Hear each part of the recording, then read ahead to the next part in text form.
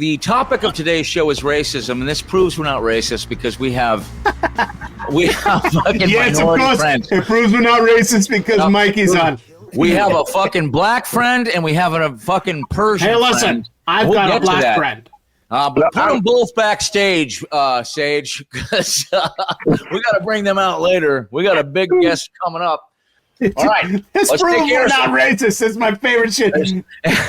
Look, we're not racist. We just put our two fucking minority friends backstage. Well, listen, I got a Middle Eastern and I got a Negro, and you know, what do I got to do to prove it to you guys?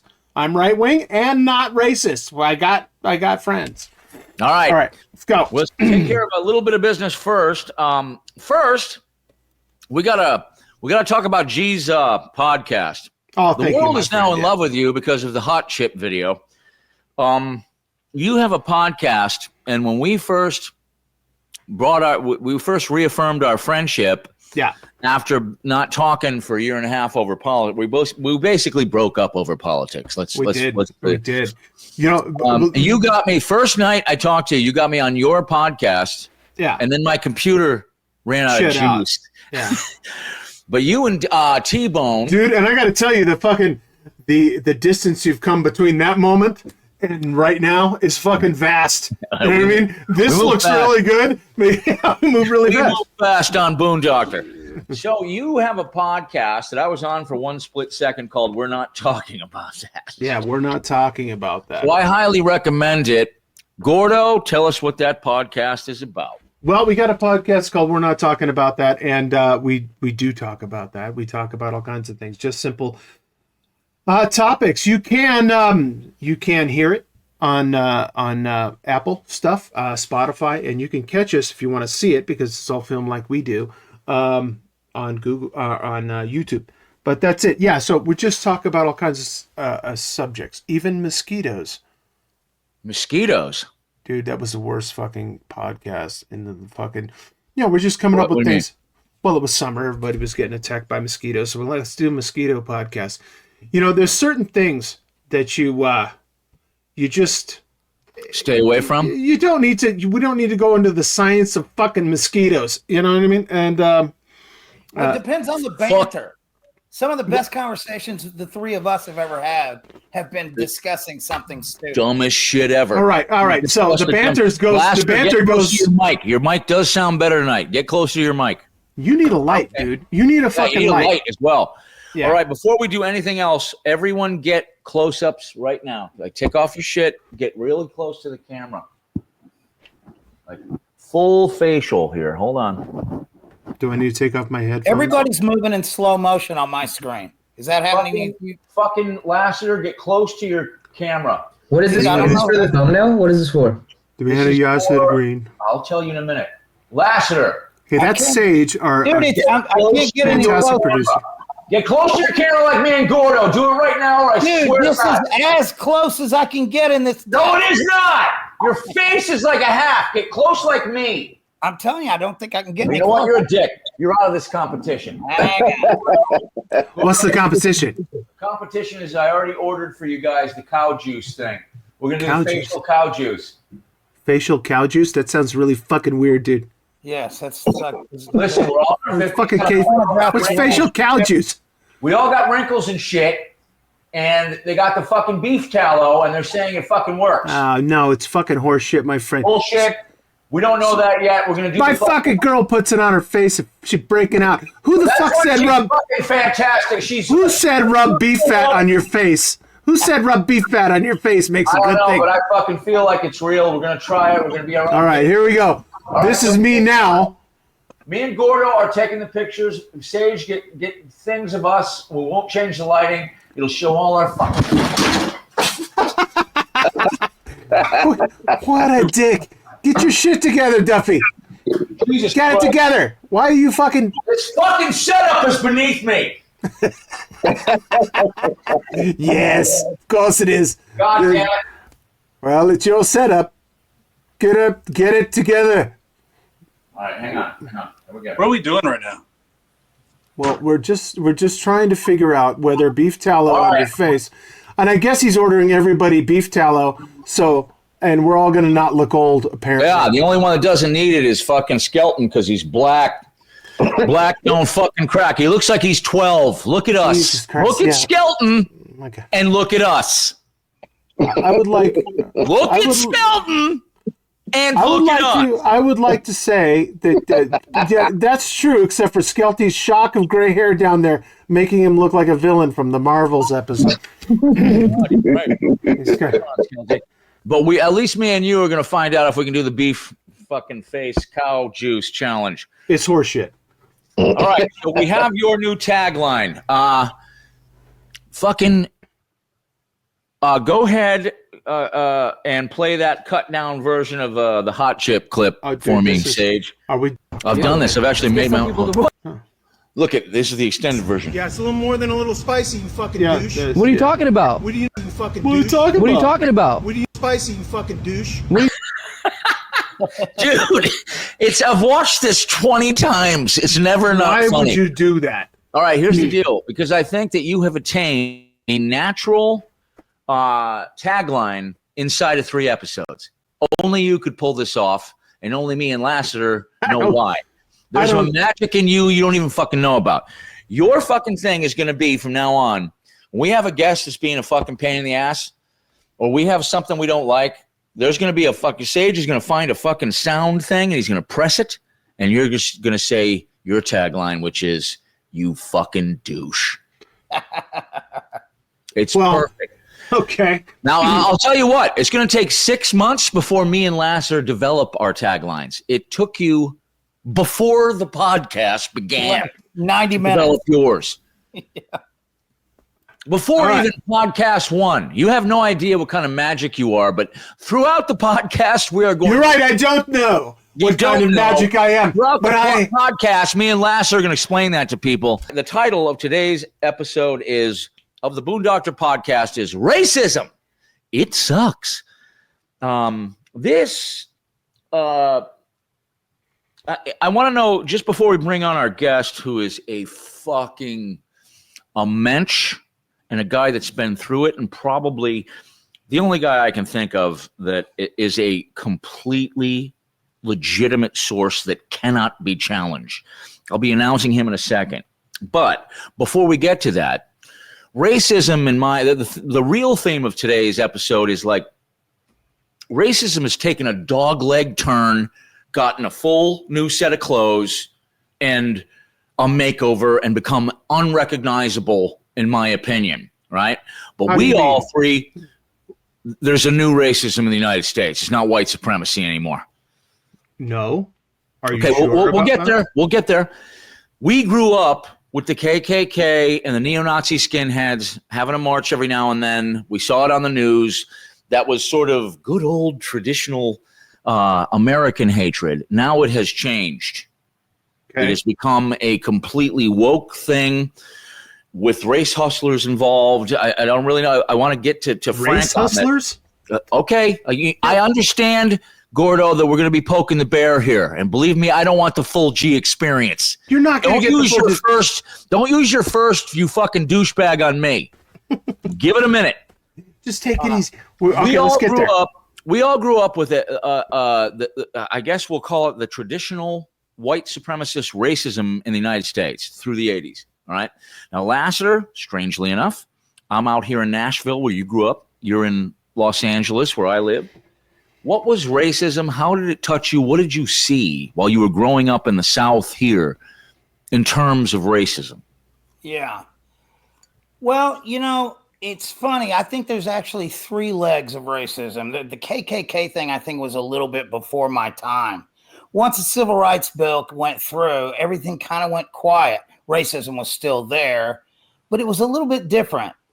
I grew up in Nashville in the 70s in Belle Meade. To even see a black person or an Asian or a Hispanic was a sighting, like worthy of dinner conversation. It was very, very rare. Was it? We're like UFOs. I saw a Negro today. Yeah. How's your ham? Oh my God. Yeah. Oh my God. Yeah, it was. Did you guys see that? Dude, you remember like that? Brendan Fraser in Blast from the Past. What was the movie where it's like, you guys see that fucking chicken? Oh, dude, that's. What was that movie?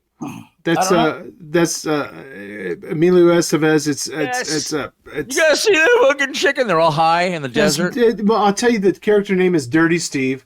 It was after a peyote experience. And, whatever. Okay. Yeah. Anyway. So all right, last keep going. So keep going. Yeah. Anyway, so I never saw any of the like KKK hate monger type racism. The only racism I was ever exposed to looked sort of like misogyny. Three blondes with big tits walk into a bar. It was the same thing with race. It was something to be joked about on both sides. Black people joked about us. I think actually we got along better when we sort of made sport of each other. Oh God, we're gonna end the episode that way. We're gonna bring some fucking humor to this. But let me ask you something. In your you come from a long line of Irish people. Gordo comes from a long line of magical fucking retards, and you come from a long line of Southern English. Yeah, so we're all Celtic. So I mean, like in your family, did you see this? Did you hear this? How was it? Give us some insight. Here's the thing. My grandfather was the sweetest, kindest man that I've ever met to this day in my life. It's the kind of guy that I remember at his funeral, the guy giving the eulogy said, my wife and I were freezing to death with this furnace that would constantly break, and we called Frederick. It's my grandfather's name.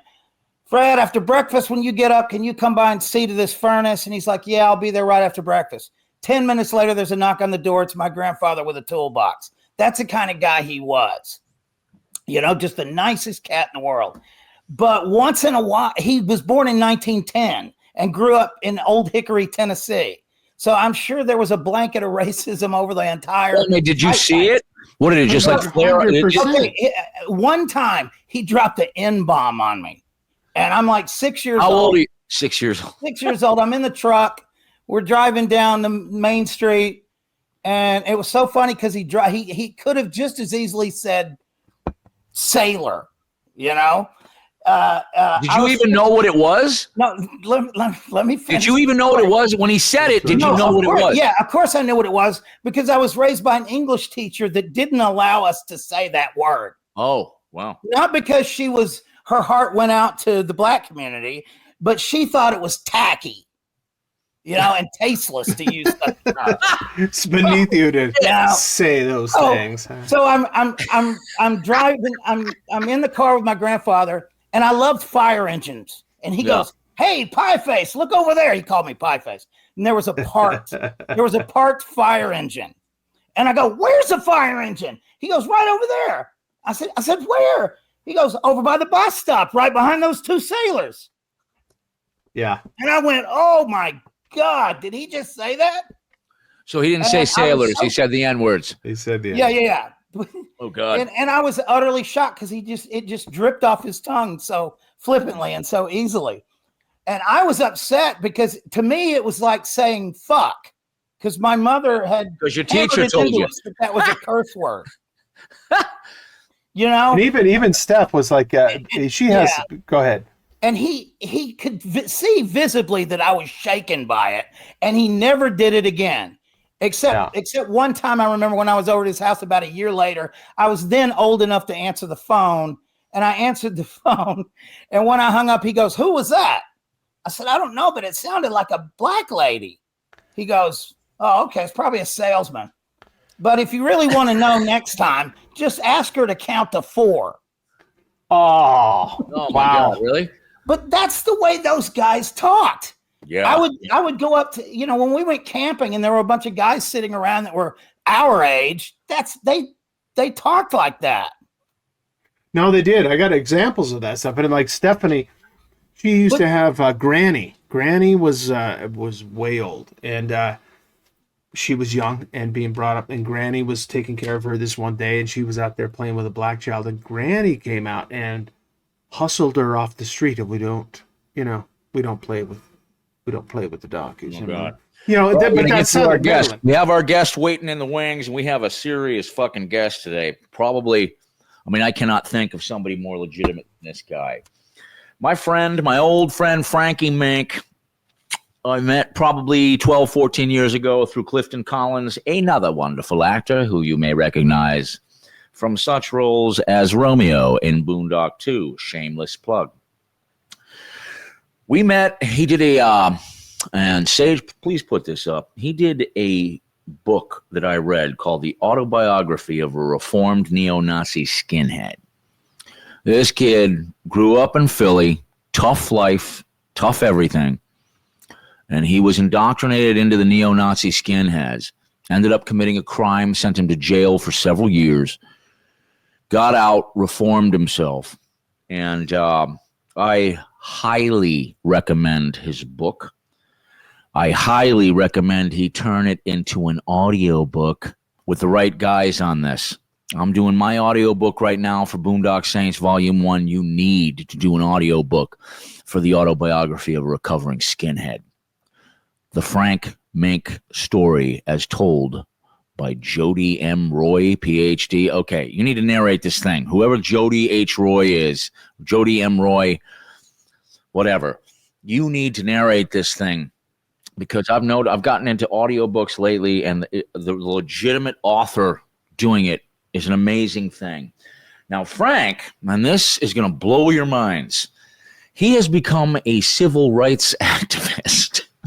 After all this, lives out in Los Angeles with you guys. So let's bring on my old buddy and possibly the best person we can talk to about the old racism and new racism in America, civil rights activist, ex-neo-Nazi skinhead. There he is. Where is he? Whoa! Going on, man? My fucking man. There he is. It's been a long time. Yeah, you guys been recording for 28 minutes already. 28 fucking minutes, and we've been bullshitting. So you're out in fucking LA, huh? Yes. And you have become a civil rights activist, from neo-Nazi skinhead to civil rights activist. Dude. And I happen to know from looking at all your crap that's real. Yeah, that's real. Dude, thank you for coming on. This is fucking great. Yeah, dude. We've known each other for a fucking long time, Frank, but I was amazed at your story when I first met you. So I want to kind of go a little bit slow with this. Tell me in a nutshell. I mean, you're a young kid, teenager, growing up in Philly. Did you have a mom and a dad in the house? No. What would you have? I had a mom in one house and later on a stepdad, and then a dad in Southwest Philly, up in the hood, who had a bar, and it wasn't always sunny in that bar. Okay, so you're a young kid, teenager, growing up in Philly, hard streets, hard kid, and somehow you get indoctrinated into the neo-Nazi skinheads. Explain to us how that happened. Who was around you? How did you get into this, and how you got indoctrinated? Yeah. Okay. So yeah, my mom. I mostly lived with my mom, and we were like poor. We were on welfare back then. They had the old food stamps. If you guys remember the old food stamps, they have an EBT card. Yeah. And just if any of you guys remember that type of stuff, I could tell you, man, I remember being in the corner deli in Philly where everyone knows your business. It's South Philly. Everyone knows your business. And you go into the corner store, man, and you have to pull out the food stamps, and you used to have to rip them out of the booklet because they So it came out of the booklet like that. So you had to hide them too. That's a big show to if you got to rip them out, it's a thing. Yeah, nobody slapping them down. You'd see guys covering. They'd all try to slide them to the cashier. The new EBT card looks like a credit card. You don't know, right? Yeah, there was shame involved. But what happens when you meet some of these people, and how do you get sucked into this neo-Nazi skinhead thing? No, but let him finish this story. I'm interested in this fucking thing. This is Thank you. So it's just one of those things, man. When you pull out the food stamps at the corner deli, who comes in the door but the hottest girl in the neighborhood, right? And I was kind of, and I just kind of was raised with a little bit. I wasn't embarrassed, but I knew that we weren't, doing all right. And my mom got remarried, and the reason why I got to go back to tell you a little bit of this is because it obviously takes something to build something to get to there, right? And so I had a stepdad who was unbelievably abusive, horrendous human being. I mean, as a kid, I talk about this in my book too. As a kid, man, I used to go home from school and wish to get hit by a car. That was like my thing. Like I would just want to get hit by a car because everyone in South Philly gets hit by cars. Why is that a thing? Just because we live in little, small, narrow streets, and it's everyone's around, and it's always your cousin that runs you over because everyone's related, so you can't sue anybody. You know what I mean? Jesus, my fucking leg, my fucking leg. Oh, hey, man. Shut up, Johnny. No! Hey! He didn't know what he was doing. He was on Xanax, So, and I'll tell you, man, I used to just wish when I would cross the street, some days I wish one would hit me just so I didn't have to go home. I'd rather go to a hospital. Wow. So eventually my stepdad gets me kicked out of my mom's. That was his whole deal. I'm going to get you kicked out. And he did. And I had to go move with my dad. And my dad lives up in West Philly. Some of you guys heard of West Philly. It's in a song, Fresh Prince of Bel-Air. West Philly, born and raised on a playground where I spent most of my days. You're how old at this point? I'm 13, going on 13. Okay. Oh, man. Wow. So I go live with my dad. My dad has a bar. The crack epidemic is on at the time. This is the late mid to late 80s, and it's not really good, man, where I live. And I had to go to an all black school. We lived catty corner right down the street from the Pasco Street housing projects. And my mom's neighborhood was all Irish. It was an all Irish Catholic neighborhood. We were surrounded by all different other groups, but in our little circle, we were cool.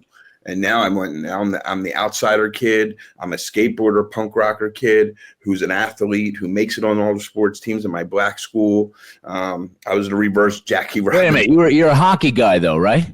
Yeah. Was there a hockey team in your black school? No, I played. They had a baseball team and a volleyball team actually, and I made it on both. So in that school, you were the a minority skater kid in a black school, and how did that work out? I mean, what did you deal with on a daily basis on that, or was it all good? Or no, it wasn't all good. No. Not at all. Being a new kid, let alone a new kid in new school, let alone now I'm this skateboarder punk rock kid at an all black school. Yeah, man, it was rough. It was really rough. It was a rough school. And in fact, the name of the school is Pepper Middle School. And if any of you ever get the chance, you want to just research the school. It's called Pepper. They eventually closed it down. I'm gonna look at it. It's fucking. That sounds great. Yeah. Okay. So I went to this place called Pepper Middle School, and yeah, man, I used to brawl all the time, get jumped all the time. I mean, it was just like. Frank, though, you're going in as a fucking skater punk in a situation where none of that is the fucking deal, right? Yeah. So, but you're like, fuck it, this is me. You know what I mean? Is that what it was? It was like, I gotta be me. Yeah. It's like, or you adapt, or how does it? Right. Yeah, I mean, and I was a street kid too. I mean, but I definitely tended to have like the faux hawk, and I had like a little bit of the skater. But you were vastly different from everybody else that was going on in that school. So you had a bullseye on your back. There was about 20 white kids, not 20%. There was about 20 of us. Yeah. So I remember running home, and one of the last days of my school, man, there was a white kid I knew who I took the trolley with, and I walked into the bathroom, and as soon as I walked in, I heard him say, "Oh, we got another one." By that time, I walked because the bathroom was dangerous, man. It was like the watering hole in Africa. You know what I mean? Like you don't want to get caught close to that, or something can happen. And I walked into the bathroom. It was after school, and I walked in, these black kids were like, "Yo, and we got another one." And by that time I walked in far enough, I seen them that they had this white kid that I knew, and they were beating him up in the bathroom stall, and like, robbing them, whatever, just picking on them, bullying them, And so by that time I look and I see the situation, but one of the kids I played baseball with was in there with them, and he knew me, and we were cool with each other. And he turns to me, he goes, "Nah, Frank's cool, right? You're cool." Meaning like, I'm not going to go I'm not going to go out and tell the administration about this because they wouldn't even do anything anyway. But I remember him just being like, "You're cool, right?" And I was like, "Yeah, I'm cool." And I walked out of that bathroom and I left that kid in there. What was the effect of? Was this the beginning of this, your journey to? Bring us into the neo-Nazis. How do you go from that? You're the minority. Were you angry about this? So angry about this and being an outsider in that school that you that was how the journey began, right? Yeah. I mean, look, I got angry at myself for being a victim, and I got angry at myself for watching a kid be a victim, and I was powerless over the situation. Right. That's I just was in my. So what's your first contact with this, Frank? Right? So I go up to Lancaster. I get to get out of my mom and dad's or my dad's neighborhood and go up in the Lancaster, Pennsylvania area. I had a cousin up there. I don't know if you know the area, but it's all Amish. And a cousin was up there, and this is now 1980, the summer of '89. And my cousin I walk in, he was a skateboarder, punk rocker kid this summer before I visited him, and now I'm visiting this summer. And I walk into his room, and all of his skateboarding punk rock stuff is off the walls, and it's all like neo-Nazi stuff and skinheads, and the Geraldo fight had happened. Remember, the Geraldo got his nose broken by the chair. That happened. So this is like marketing, you know what I mean? That was a huge marketing tool for the neo-Nazis. Even though Geraldo said, we're going to shine light on these and we're going to get rid of these guys. No, that show actually built a lot of it. Yeah. Wow. So it had the opposite effect. Yeah. So so how do you get in from there? When do you actually meet the administration of the neo-Nazi skinheads and start getting inducted into this? Yeah. So every couple nights, my cousin would have some other older neo-Nazis over, and they come drinking and they come hang out, and I would hang out with them, and I still had the little skater haircut. But when they would start talking about black people, like I knew that they didn't know anything. They don't live around black people. They live around Amish people, right? So when they were this is fucking interesting. Yeah. I'm like the black encyclopedia to them. Like, Right. I live around black people all the time. And so I remember they would always start asking me, like, what's it really like? And man, look, let's just be real. I mean, I'm a 13 going on 14-year-old kid, and I can tell you. Asking you. Yeah. And if I came home with my parents who are drug addict alcoholics, if I walked in with a black eye, my parents never said to me, how'd you get that? Or if I came home with a trophy, they never said, oh, son, how'd you get that? Here, these guys are asking me, what's it like growing up around black people? It's someone finally asking me, how's life, dude? How's your day? Right. And so now I start to go hang out with these guys, and we go to punk rock clubs and nightclubs all the time. And I'm always with these guys, and I'm still not shaved yet. I'm not in yet, but I'm hanging with them all the time. So Frank, how close is the punk rock movement to sliding over into the skinhead thing? I mean, there's, you know what I mean? So you were punk rock, but you slid right over into that thing. There's two different fucking camps there, but it's subcultures combined with each other. But look, here's a great example. This Elton John song, Saturday. Nice for fun. Saturday. That song's about skinheads and mods and punk rockers. That's why he says, my sister looks cute in her braces and boots and a handful of grease in her hair. It's about skinheads and mods. So and that's Elton John singing about it, who definitely right. Yeah. He's definitely a neo-Nazi. There was no Feather Brigade, you know what I mean? And I know. Right. So those groups are kind of all close, and they hang out around the same music and the same subcultures. So okay, so you get indoctrinated into this slowly.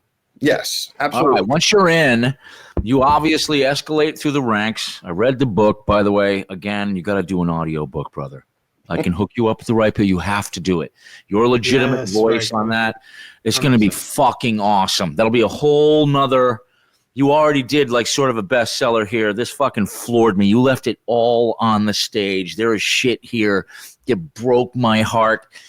But knowing what you've been through, and we've been friends for that long, you got to the point where you escalated through the ranks, started grooming and indoctrinating other skinhead, younger guys like you. You did it exactly the way they did it to you, except added a little bit of your own flair to it. Then you committed a crime for which you were incarcerated. Bring us through that quickly.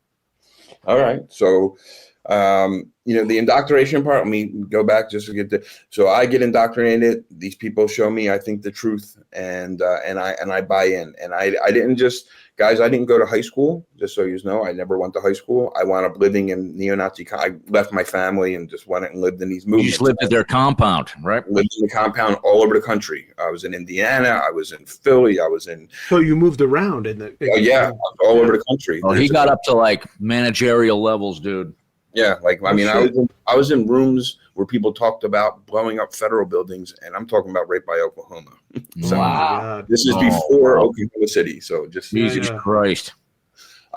that's who I was running with. I mean, it was pretty tight. Crime. Get us to the crime. Yes. Yeah. All right. So, so the crime was, a lot of people don't know this when they hear about skinheads and neo-Nazis, but there are groups of skinheads that are against racism. Like we call them today, and they're called anti-fascist, the Antifa, and that is really? Antifa was fighting you guys beforehand? That's our biggest enemy in the country. Biggest enemy in the country is fighting Antifa, and they have their own little subgroups, and one of them is called SHARP, SHARP, Skinheads Against Racial Prejudice.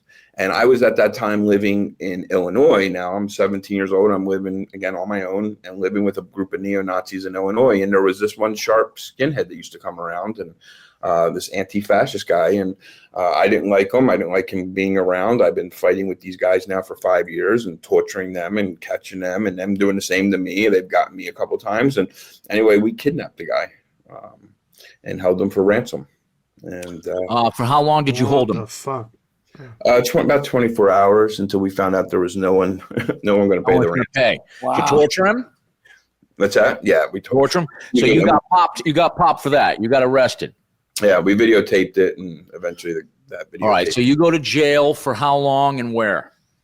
I got sentenced to 3 years, and I was up in the same prison with John Wayne Gacy. If you guys remember this. Really? No. I was on the same prison with him. Yep. Did you? Was he alive in that same prison with you at the same time? He was still there when I. This be he got executed. Before he got executed. Okay. Did you ever actually meet him? No, you can't meet him. He was on death row and he was locked down. But when I first got to that prison, the inmate, because I was only 17, I was the youngest kid in the prison at the time. 17 in prison, dude. Look at this shit. This legit. Motherfucker, right here. God. Dude, I mean, dude, at 17, I would have fucking killed myself. I would have crumbled like a fucking desert flower. Frank, did you do the whole 3 years? No, I only did about a year and some change. Okay. Still, at 17, I would have fucking shit myself. You can't believe. Lost my shit. All right, so you toughed that out. You got out. Mm-hmm. How long before when you got out? Because you had black friends and Hispanic friends in prison. And when you get out, how long is it before you completely decide this whole thing's bullshit? I have to reform. And what was your bottom of the barrel kind of moment? Yeah. Well, there was two in there. The first was, in prison, I was the 17-year-old kid, but I was a high-ranking member of our Aryan group, right? I had my own cable access television show before I went into prison. I was recruiting all across the country, had all the recruiting tools and all the networking. When I went to prison, I wasn't one of these white guys that was like, holy shit, I'm outnumbered. I need to join a gang. I had a big swastika tattooed on my neck at the time. You know what I mean? So if you ever look at any pictures, I have a big swastika on my neck. So I got in there. I was treated. I was good, man. Like people always worry about when you get to prison, like 17-year-old dude. When I went there, I knew I was okay. Like I had gotten letters saying, "We got you. Just get to these certain cell blocks. We got you. You're cool." And so anyway, but when I got up there, all my Aryan guys were all bikers from Southern and Central Illinois, right? I don't know anything about a Harley Davidson. These guys can tell you how to fix your transmission at 2 years old. I don't know any of that stuff. But I know how to dribble a basketball. I know how to cradle a football. And so I would go out and I would play sometimes with some of the younger black kids. And I'm good. I mean, I grew up. How did that get received when you did that? When you went out and played with, does that not become an issue? Other neo-Nazis are like, hey, Vineyard, fuck you. Right. And no, it wasn't. It was because the white guy, when I first got up there, I played with the white guys all the time. And the white guys knew I was really good. In fact, no game was a competition when I played with them. They just weren't good at basketball or football. And so, so you had to go find it. Yeah. So when the black dudes who see me playing, because I played with guys from my own cell block, which is also good because there's no gang war going on at the time. We're actually pretty gelled with each other because we were selling a lot of drugs back and forth with each other. So they always knew I was just a white boy showing everybody what's up. Like that's what they thought. He's like, he's just a white boy. He's good. So you got out and you reformed. What was that moment? What was your gut check moment where you were like, I can't do this anymore. I'm switching. It's all bullshit. I mean, how did you reject this ideology that had not only made you powerful and strong, even in prison, made you respected over states, What was the turning point, Frank? All right. So look, a lot of again, in prison, guys, he's got to know I'm becoming cool with some people, but I'm not leaving the neo-Nazis. And some of the stuff I'm starting to see in prison, and this is stuff we need to deal with still to this day, is, dude, I was a 17-year-old who violently kidnapped another human being. There were black kids who were the same age as me who had triple the time I got, and they just got caught up in drug cases. So I remember, you know what I mean, going, this isn't not fair, right? So that started to get me. But when I got out of prison, look, man, I still thought I was going to go back to being a fool. I mean, I still was a full-fledged neo-Nazi when I got released from prison. It wasn't like in certain movies. I was like, I got out and I was like, that was my life. And so I get back out and I go from Illinois back to Philly to my old crew. My crew's gigantic in Philly. I'm like a legend there, and that's ego stuff. But I was. I mean, people were like, "Yo, he went to prison for kidnapping Antifa," whatever, you know. And look, man, I would sit around and I would hear dudes say old racist stuff, and I would just kind of, and they'd be like, "All black people are this way," and I'd be like, So it was like it took a while, even after you got out.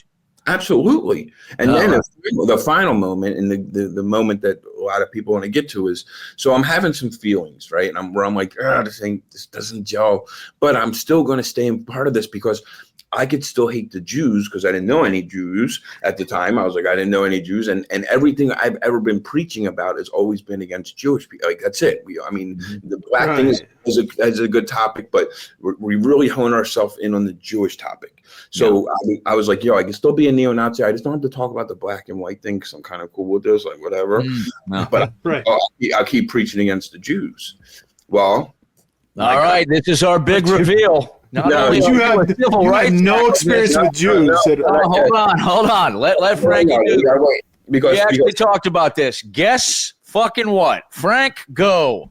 All right. So first, the Jewish guy. There's a Jewish man who takes me under his wing, even though I have a swastika on my neck, and teaches me all about the antique furniture business. He goes, and here's this greatest thing. When I first met him, I was still a full-fledged neo-Nazi. I said, you don't care what I believe? He goes, I don't care what you believe. Just don't break my fucking furniture, man. And I showed up and he showed me about the antique business. And I was like, you know what, man, I'm done. I am done with this. So now years later, I get out of this movement. I start to be a full-on activist against it. The Oklahoma City bombing happens. I go to the FBI after the Oklahoma City bombing. And I was like, look, man, I used to be part of this. They knew who I was. They had tracked me for years. And they were, used me. And not to inform on anything, just to help with the mindset of all that. And yes, years later, guys. Years later, I'm at a rabbi's house who goes, you should check into your DNA. And I start writing to my family. Really? He's just looking at you like, hey. Well, he did. He goes, you look, he's like, you look a little. Here it comes, bitches. Give it to me, Frank. What happens when you check into your fucking family lineage? I find out that, years later, out of the neo-Nazis, 14 years later, out of the neo-Nazis, then I found out I was Jewish. Oh my God! Jew. This shit, dude. Well, how did finding that out fucking change? What did that do to your mind? I'll tell you what it did. It fucking made him a practicing Jew. Underneath his little floppy fucking hipster hat, he wears a yarmulke. So he's but when you first found that out, he's practicing Jew. I mean, talk about what. I couldn't even imagine as a writer that type of transition. I wouldn't even try it, Lassiter. Like me and you, we've thought about these types of things. Imagine a man going all the way from this to all the way to that.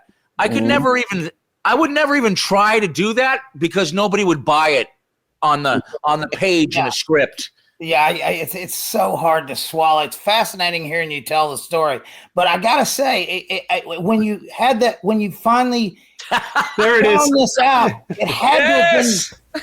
What? Oh, it had to have been like dropping a tremendous weight. Was it? So I found out, and I loved it because I immediately. Immediately. It was like just got to be the opposite of what you've been through. Jesus Christ. I had always kind of struggled with my relationship with a higher power. I'm also in recovery and have been struggling for years, in and out, slipping, trying hard to find a God of my understanding. Yeah. The rabbi told me that. and then I now have a direct rabbi who's my recovering rabbi, who it opened up the door. It opened up the door for my recovery. It opened up to my door and my servitude to my God. And it made my active, because again, I was already a civil rights activist at this time. I've been doing interventions on neo-Nazis for years now, started civil rights groups, started hockey programs, getting people, more Black and Latino kids to play the game of hockey. So I'm all in on civil. I mean, how was that break from your old life to the new? And was that an easy break, or was guys? We gotta actually speed this up. We have 7 fucking people waiting for us. We would go. Sorry. Yeah, sorry. All right, look. I'm just so interested. Obviously, let's all just admit we're not as big a man as Frank. We all would have died in prison. All 3 of us. This motherfucker is made out of different shit and came out the side. Frank, we needed more time. We needed more time for this. I would have loved to fucking hear that. We'll probably do a fucking second one on this. Now, we are now going to talk about, and this is what I wanted you here for today, Frankie. What the fuck has happened with racism today in America? Because it doesn't look anything like what we all grew up with. We're all 4 basically from the same generation. And even though Frank was in it, that was the 80s KKK neo-Nazi shit. You'd hear about it every now and then on the news. You never really saw anything. And now it's completely different. Some call it woke racism. What is your opinion, Frank? Why did racism take a dogleg left, get a fucking complete makeover, and a new set of clothes, and it's unrecognizable from what all of us grew up with? Yeah, it's changed and it morphs, and it always has. All right, after the 12th and 13th and 14th Amendment, you got to know that was just to give you a historical fact that we've always done this. We did a reconstruction, we made new amendments, and then we felt, we're moving forward, and then the Jim Crow came along, right? You really think that the recent racism has anything to do with all that? Because I see a whole new thing coming, but tell me. Racism is always the same. It just changes its image. That's all. It's always the same. It just changes over the years, and it just morphs, and it goes into something else, and it's the same thing. Look, no matter what anyone wants to say, what I've been studying and fighting against this, and for a long time is, man, it's a lot of low self-esteem and low self-worth that we kind of touch in deep in about. If I have to think that I'm better than another human being on this planet because of the color of their skin, again, practicing Jew, I could tell you that souls don't have color. Our souls don't have color. Nice. Yeah. And today's world, what just happened was 2020 happened, which it needed to happen because we do need real concrete police reform. We can get into that in a minute if you guys want. But look, after 2020, we made this real sharp left turn, right? Mm-hmm. We did. DEI and all this other stuff started happening really rapid. And right now, we're having the reverse pushback against it. Okay. And it's the same thing as what happened when we did the 12th, 13th. All right. Let's go on to the next thing, because when you and I talked the other day, I could not fucking believe. I was watching all your videos, and you're on a boat. Mm-hmm. And I'm like, why the fuck is Frank on a boat? Is his family a bunch of fishmongers? Does he have like some nautical past in the meat fucking?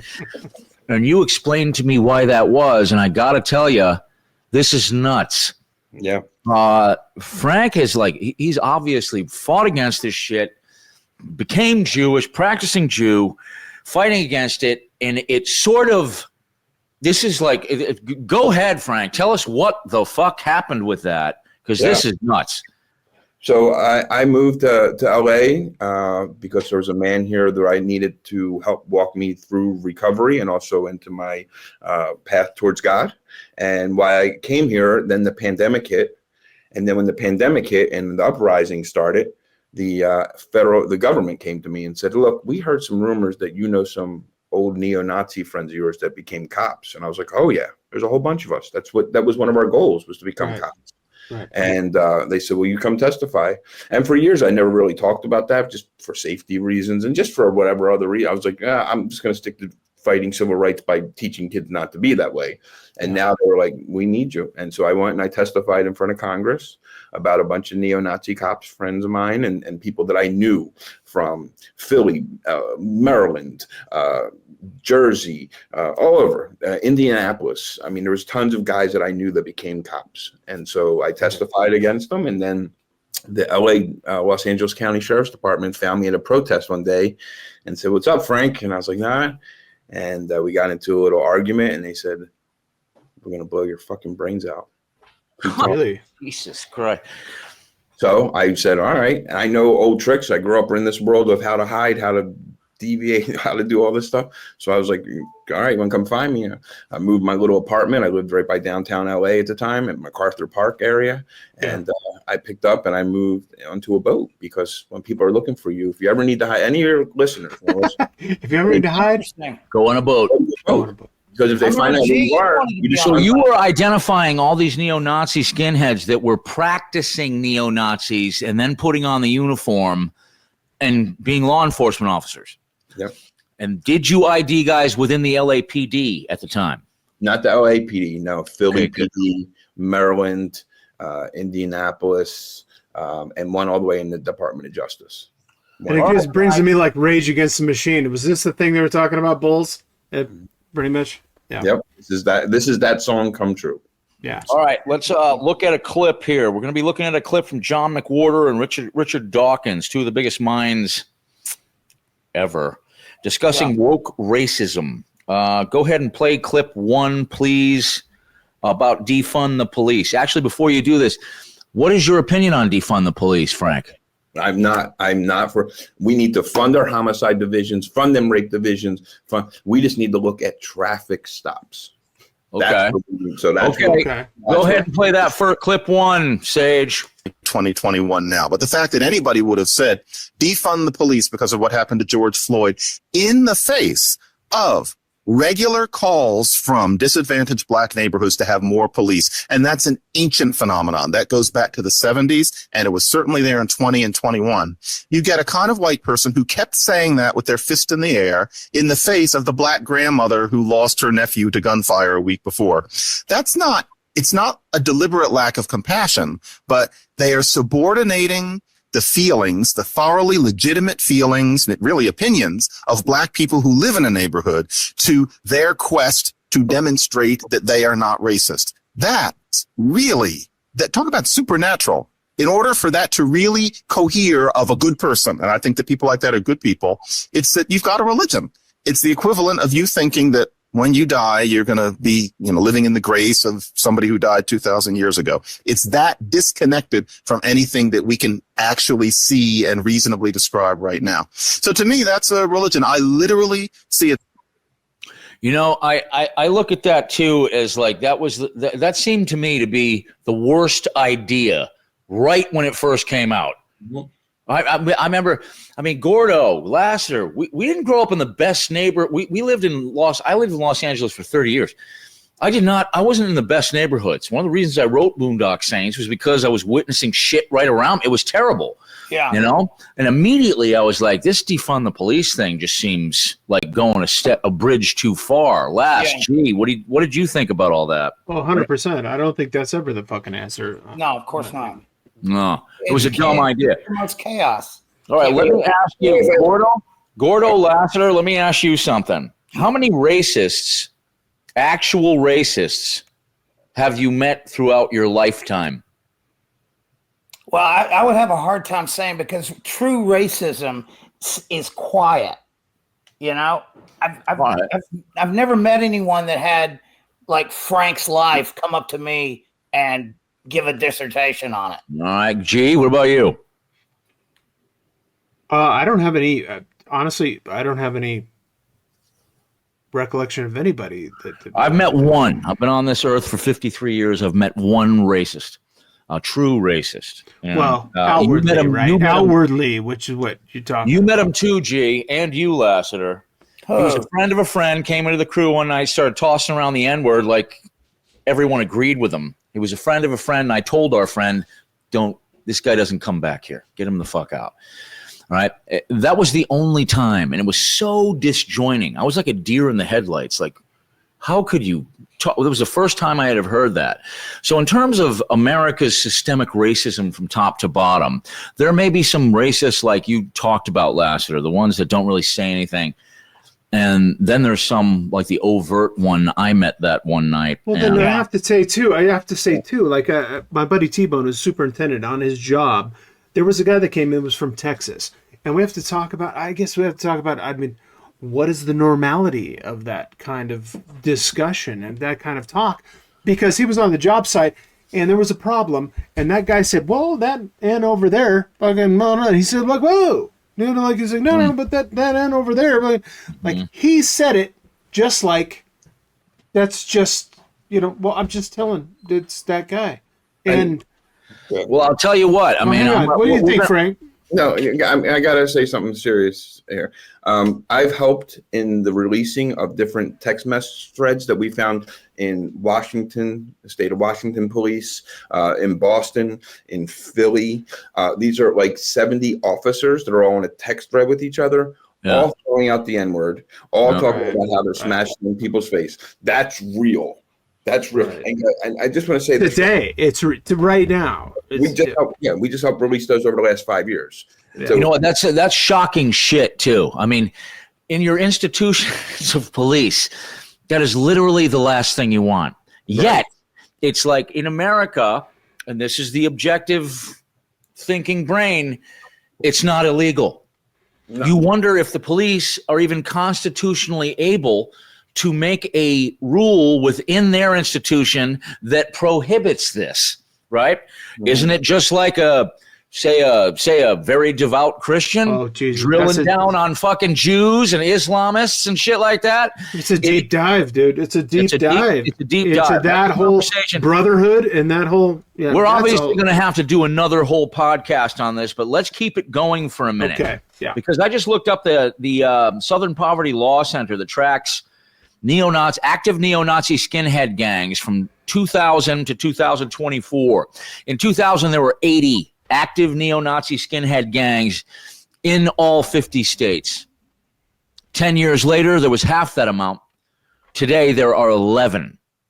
So let's give America a little round of applause for at least bringing down neo-Nazi skinhead racism.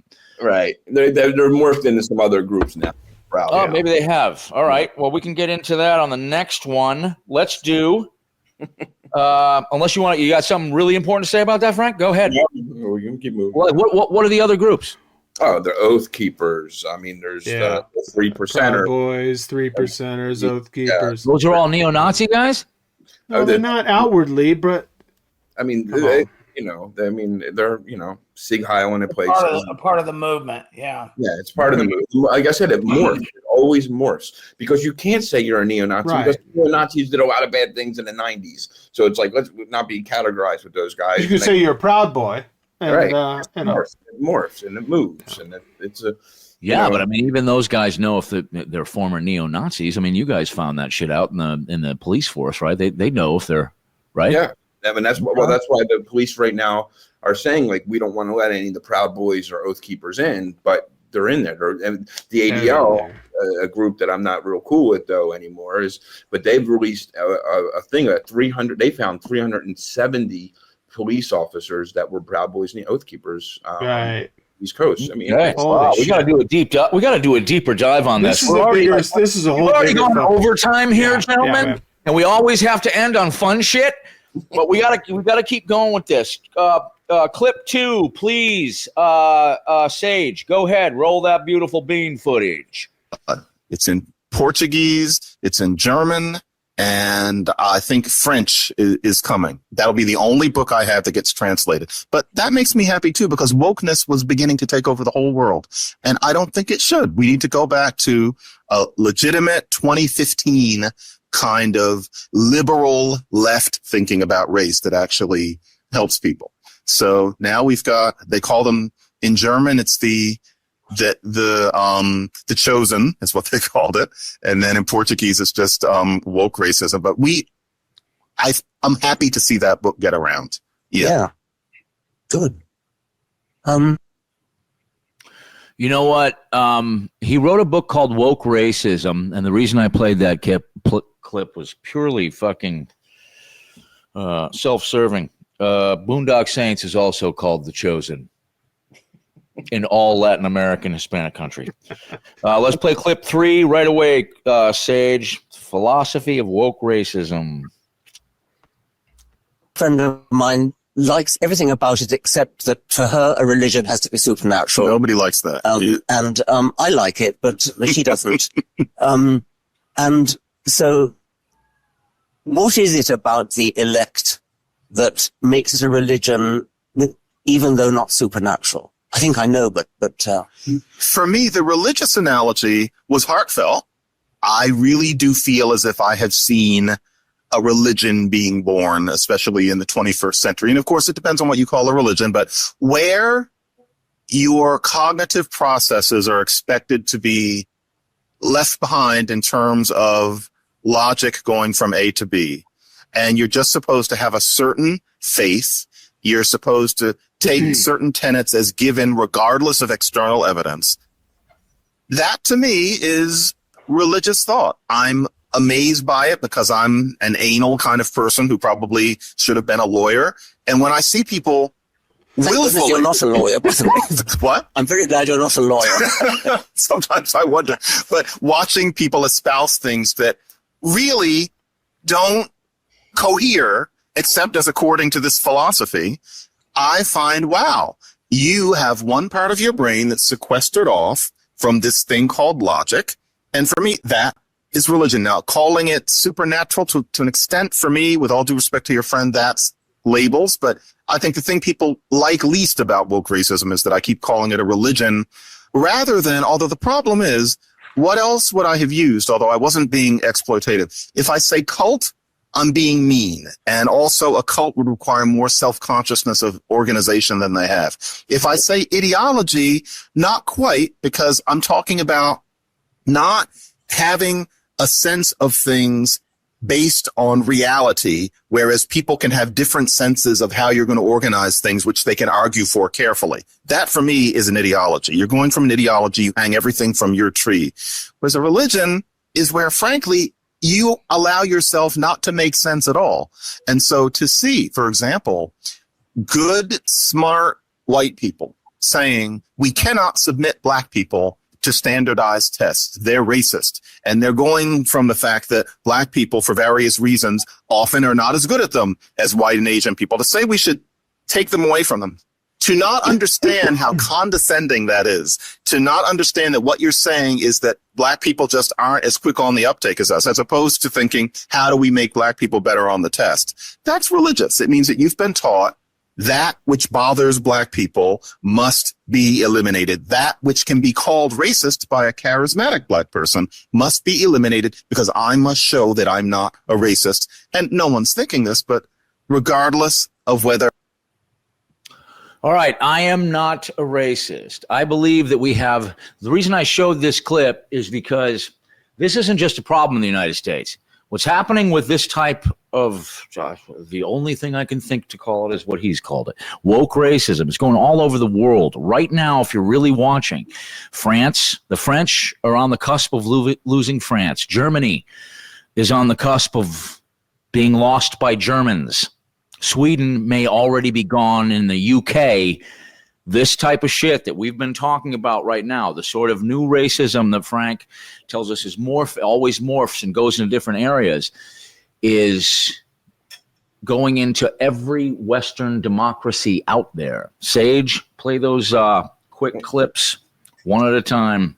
Start with the UK one, please. Let's see what's happening around the world, gentlemen. System is finished. System failure. Government is not working. Authority is not working. People are dying. The matter is not the boat. Matter is not the illegal immigrants. Matter is spineless politicians.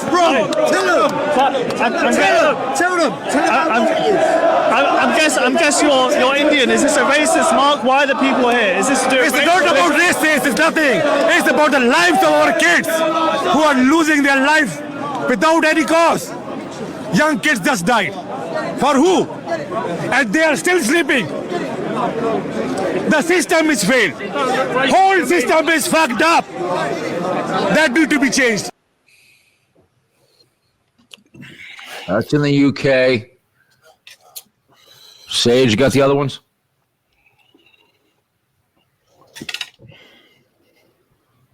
Well, a very, very heavy rotation tonight. We had a very Darrison.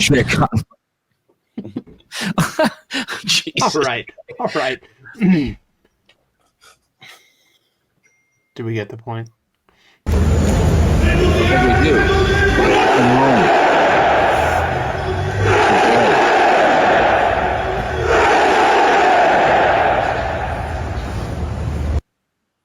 Okay, that's a lot of angry people. Yeah. Yeah, it's a lot of angry people. This is happening. We often don't get out of our bubble in the United States. We've been talking about how racism has morphed and what it is today. But what has happened with this particular kind, it's gone all over the fucking world. And now there are people in every Western democracy, 5.2 billion of them, watching TV every night, knowing that their country had terrible border policies, and they're just bracing for impact. And this is what they're seeing in their streets. There are 70% of UK citizens believe that there will be a civil war between British nationalists and Islamic extremists, not terrorists. Dude, people marching in their streets by the hundreds of thousands. This is a whole other fucking story. I get what you're saying. No, it isn't. Frank? It's the same story. It's the same. According for me, it's the same story. G. No, but it's a long. This is a long very story. Quickly. Yeah, it's a long story. We're going to have to do more on this. What this podcast has taught me is we're going to have to do another fucking podcast on this. Yeah, but that's what's happening. So I want to let's. You know what we should do? Table this. I think we've all talked enough about this. We've got our special fucking guests waiting. All right, let's wrap this. Some of our oldest friends. Let's bring on Payman Amargoli and fucking Mike Skelton. What's up, fellas? There he is. There they are. There he is. What's going on, boys? Skelty. Hey, listen, I have to thank you. I don't want to get too sensitive, but in our first podcast, Gordo and I had lost touch. We weren't friends anymore over politics. And I didn't know that you sent him those texts, brother. And I held it together during the podcast, but later I watched it and I was doing that fucking that 3-year-old fucking cry thing. You ever do that? I was watching it. I'm like listening to Skelty's words as you're reading them. And the shit that Skelty said that always rang true to me. We're all brothers. We're all brothers. We're all brothers. We're all brothers. Skelty's our magical Negro, and he always been for fucking over 30 years. By the way, Skelt, did you watch that yet? The Society of Magical Negroes? No, I haven't. Oh, you have to. All right, that's half a podcast right there. You have to do it, and you have to come back and give us a critique on that one. But I'm going to brag about you right now, okay? Give me the floor for just 1 second on Skelty. Here's the reason why our friends, like the 6 guys on this, our inner circle is different from all the other ones. We've been friends for a long motherfucking time, and it's because we choose the right guys. Skelty was one of the first people I met when I came to Los Angeles. And I remember this was after I did the film, after I did Boondock. I was hard up. I was broke. I didn't get paid to do Boondock Saints. And I'm walking down, I still remember this, Riverside Drive. And Skelty just happens to be driving by. And he pulls over his fucking shitty Mazda Miata, whatever the fuck. And he knows I'm hard up. He doesn't say anything. He takes me to the grocery store, takes me to a Ralph's, fills a grocery cart with food, takes me back to my apartment, packs it all in the cupboards and the fridge. And he was like, don't ever forget, you're the guy that did Boondock fucking Saints. You know, stay strong, brother. These are the people we have in our fucking inner circle. And Skelty, thank you so much. I mean, I never lost you, but I lost Gordo for a little while there, and you were a key element in helping me recover, my friend. So thank you, brother. My pleasure, man. that was easy because I love you guys. We're all brothers, just like I told Gordo. And I've told you on many occasions how much I love my friends. And we are a close circle of brothers, and we always will be. It has nothing to do with the industry. I could give a shit about the industry. It's about friendship and brotherhood, and that's something we'll always have. Well, I'll tell you what. You're one of the best comedy writers out there. That's another thing. I'm going to brag on my boy Skelton for a little bit here.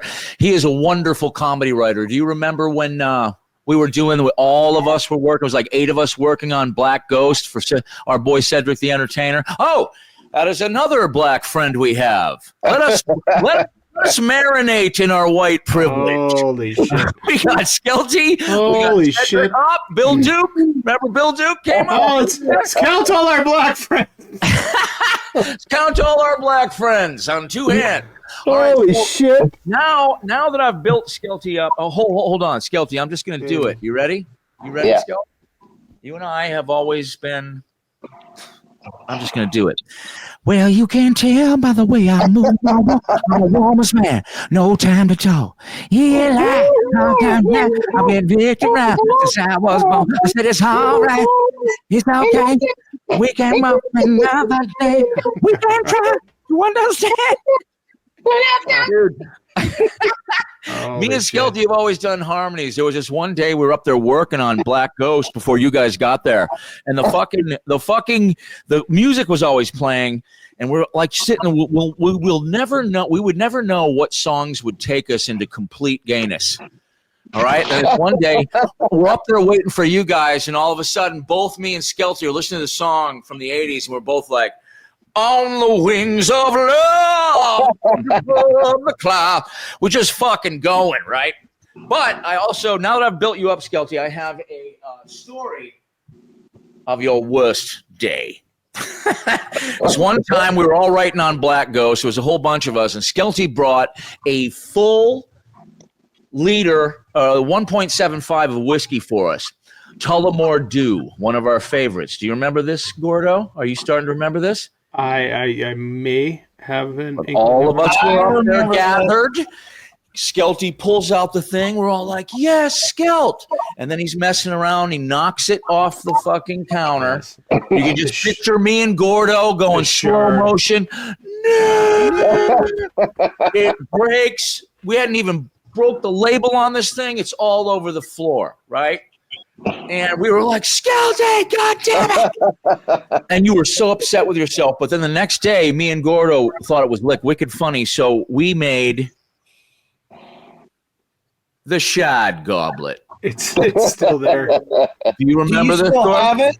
We glued it back together. Oh, yeah, that's right. We put.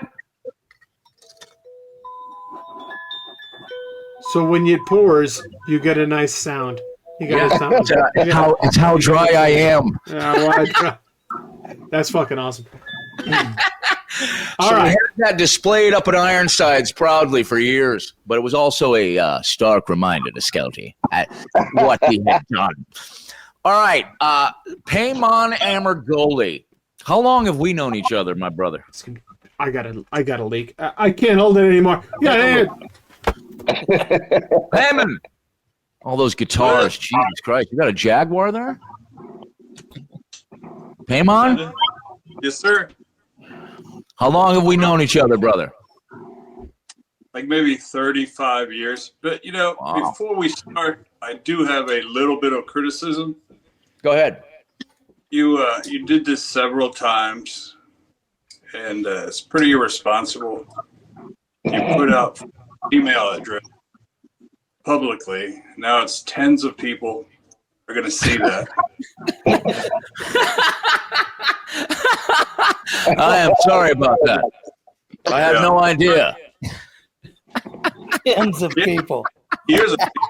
There are tens of people watching right now. We're pre-recording this shit, guys. We'll be able to fucking go back in and edit. Sage will fucking fix all this shit up. We won't look like such idiots. All right, Paymon, I brought you on to tell a story that is legend among the crew. I'm going to set you up, you knock it down. Right when the shoe bomber happened. You guys remember the shoe bomber on the plane? And that's when TSA came in and started rubber gloving everybody. And Paymon came out to see me or something. I picked him up from the airport. We're driving, and I'm like thinking, because Paymon's he's Iranian, second generation, right? His family were immigrants, and he gets off the plane right after that, and I remember. Okay, no, go ahead, take over, brother, go. I was coming out to see you, flying out of Dulles, out of Washington D.C., and the whole country was on heightened alert, you know. So I was kind of nervous about it. And then we get to security, standing in line, and then get up there, and I go through the detector, and it goes beep, beep, beep. And I'm like, here we go. And the guy goes, so I'm thinking, all right, I got to follow this guy. I'm thinking, it's rubber glove. Who's knows what's going to happen? And I start following him. He goes, no, go. And I'm like, what? He's like, go. I'm like, wait a minute. Wait. So you get tagged in a metal detector, and the guy's like, no, just go ahead. Yeah, just go ahead.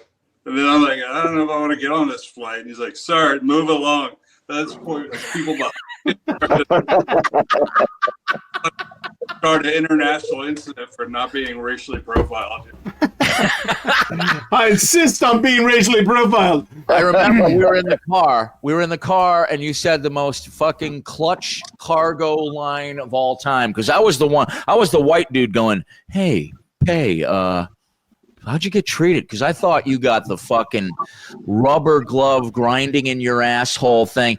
And by the way, you remember when you had that fucking dude? He was like a fucking chia pet of Persian hair, you know, with the Arabic face in the middle. I'm like, he must have got fucking fucked by TSA. And then Paymon says, go ahead.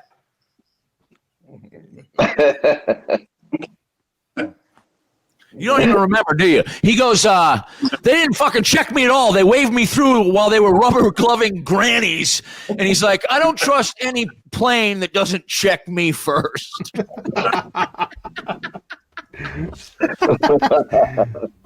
Oh, my God. All right. Well, this is to prove that DEI actually is in full force in the Boondoctor Podcast, and Trump would be so disappointed in you. You know what? I know that we've probably hit you in the ribs a little bit, my libtard greatest friend of all time. We'll back off on that. No, we won't. We're gonna fucking keep doing it. Here's what we're gonna do, guys.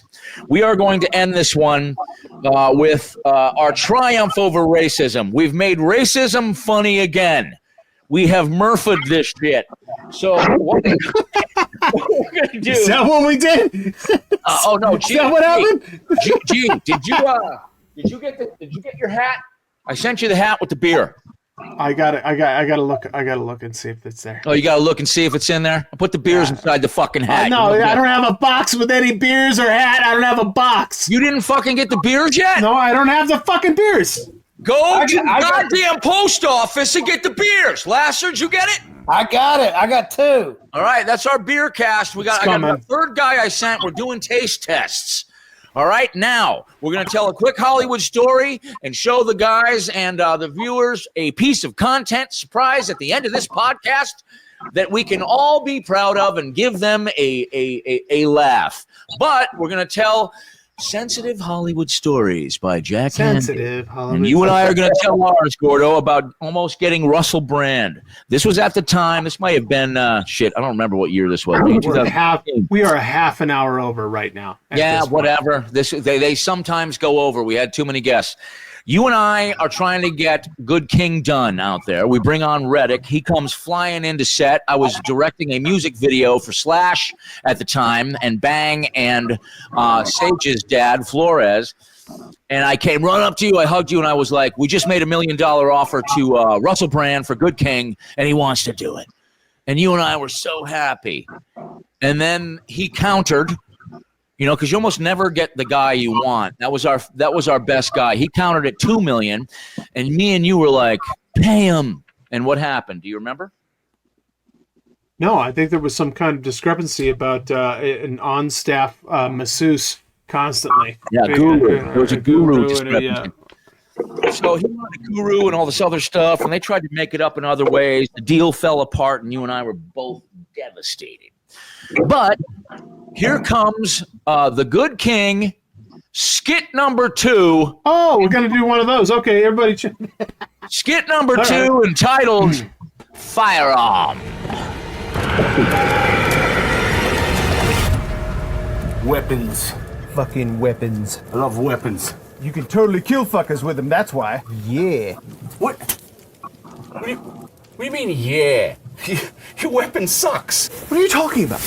That's a chunk of metal at the end of a fucking stick.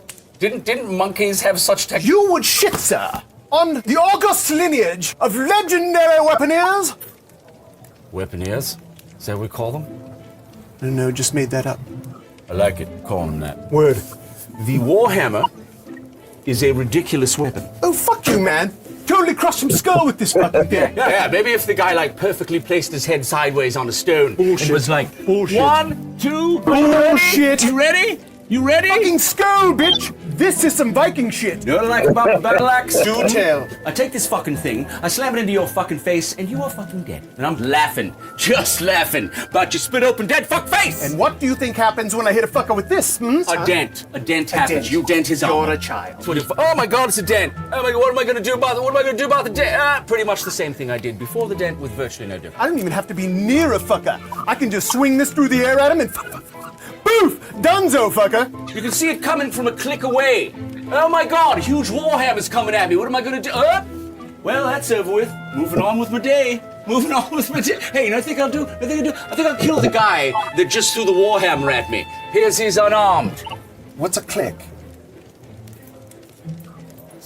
Don't know, I just made it up. I like it. We should go with that. Word. You know what weapon I don't like? Bow and fucking arrow. Bow and arrow, Bow yes. And fucking arrow.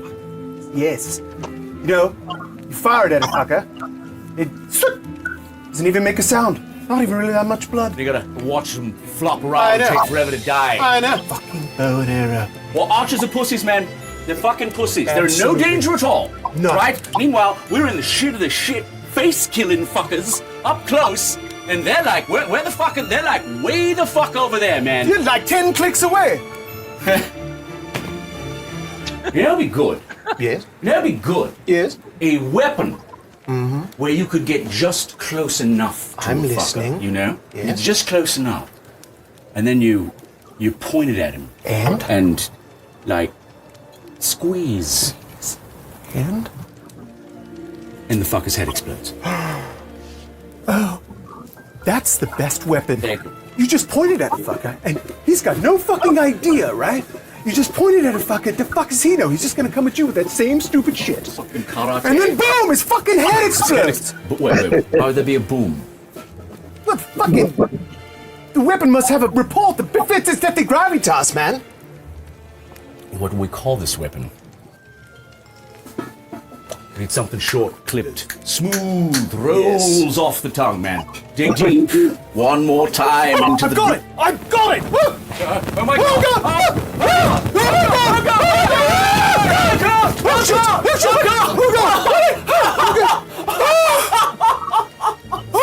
Fucking prime! That was totally prime! Oh, what would my life be without you in it? Have another drink, firearm. Dude, I haven't seen that one in a while either. Jesus Christ. All right, guys, we're technically kind of off the air. We all have to wait for. Oh, shit. No, you got to fucking Lassiter, close it out. You brought one? Oh, that's right. All right, guys. We all have to wait until. Yeah, I sent you your hat, Gordo. Go down. Yeah, I know. Go down and get it. Remember? No, no. You bought the fucking expensive leather hats, you motherfucker. Are we gonna get to drink this beer or what? Yeah, we're gonna do that within the next couple of days. I've already gone and I had to send the last two to Mike Fall, and we're gonna do the beer cast. We're gonna do the beer cast next time, guys. Okay. By the way, we got to have another one with Frank on this. We could. Yeah, we do. I think there's a lot more to say. Hours on honestly. this. Yeah. We could have talked for 3 hours on this, and Frank, I think what we should do. Easily. I think what we should do is like actually make an appendix of the things that you want to hit through here, because I was sort of going without a net. We don't quite know what questions to ask you, but the idea of what I think we got, what I think we did great today was kind of at the end to bring it on to getting out of the American bubble a little bit. Yeah, we all think about the shit that's going on here, but this shit's happening all over the world. And we're not seeing what's happening in fucking foreign countries right now, because you have to actually look for it. And this racism shit is going all over the world in a fucking firestorm. And it's probably less here than it is anywhere else. I think we should definitely make that a part of it. And we should definitely kind of like let Frank go on maybe the major points that he wants to make. I mean, it was just so interesting. I had to keep cutting it off because we were already going over. Yeah. God. And then we used our extra time. Hey, are you guys done with the video? Should I stop recording? No, sign off, Troy. Let's do sign off. Do an outro real quick. Tell everybody to subscribe and tease the next episode. So that all right, our next episode is the Boondoctor. Wait. Let me leave. All right, our next episode, gentlemen, is the Boondoctor Beer Cast. We will be getting into deep, deep waters on craft beers. And if you don't like beer, go to your room, look in the mirror, and think about what you've fucking done. We want to thank Frank Meeink for coming on today. Thank you so much, dude. And we did not have enough time. Truly not enough time to get through. No, we're gonna do a whole nother one on this, Frank. And thank you. And everybody, go get this book, dude. The Autobiography of a Recovering Skinhead. And Frank, call me. Let's talk. You're doing this fucking audiobook. You're doing this audiobook. Your shit was already a bestseller, but this is going to give it a whole new life with your voice. You have to listen to me on this. I already got the guys lined up. This is a done deal, bro. All right, here we go. Thanks, everybody. Guys, it's so good to see you, Mikey. Fuck yeah, dude. Paimon, fucking excellent to see you as well. Keep getting better. Frankie, thank you so much. Paimon, Skelty, you got to come on more. Skelty, you got to watch fucking Society of Magical Negroes and come back on and do it. And also, my podcast, we're not talking about that. Go check that out. Laster, get a goddamn light. No one can see it. I pulled the helmet off the light and cranked it up. That's why it's a little bit better. All right, guys. I love all you. And you're doing the cow juice challenge. Fuck that. Fuck yes, David motherfucking McKenna. There he is. There he is. You motherfucker. How are you? Never been.